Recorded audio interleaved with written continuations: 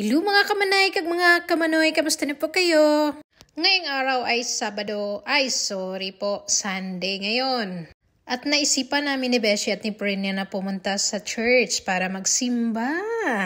At eto na nga kami sa simbahan. Ayan, natapos yung simba namin at napapicture kami dito kay Papa Jesus. Ayan, yun. So, mayroon pa silang naiwan na decoration. So, napapicture muna kami. Yung maa-amaze ka talaga sa noong panahon. Ay, ganito pala siya. So, ayan na siya. So, nagsolo muna ako matapos ko magpa-picture. Ayan, binidyohan ko talaga lahat. So, dito kami nagsisimba lagi. Ayan, si Beshi at si Frenny. Ayan kaming tatlo.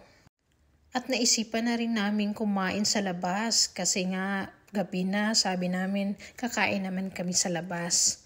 At mag-dinner doon na lang para hindi na kami magluto sa bahay. Ayan, nandito na kami sa tinatawag nila na Kunchi Restaurant. At ito ay ang dadaming mga customer dito. Maraming kumakain dito.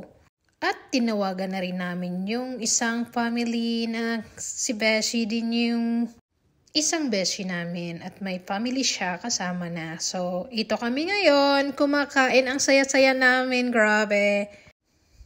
So, minsan-minsan din, kailangan natin ititreat yung mga sarili natin. Kalimutan yung mga babayarin muna. Kasi puro tayo trabaho. So, ayan. So, kumain kami. Titreat talaga namin yung mga sarili namin. Nag-enjoy talaga kami ngayong gabi. At umuwi na kami at medyo makulimlim at umuulan. So, umuwi kami sa bahay para mag-dessert ng Krispy Kreme. Ayan, binili yan ni Beshi. Sobra. Ang sarap siya mag-treat. Ayan, sabi. Ang dadami. Parang 12 yata yan. So, binili niya pa to sa Mississauga. Ang ganda talaga doon. Memorable sa kanya kasi yung place na yun. Kaya, ayan, dala-dala niya yung Krispy Kreme. Thank you, Beshi, sa treat. Ayan. Sobrang sarap talaga ng Krispy Kreme, mga kamanay kag mga kamanoy.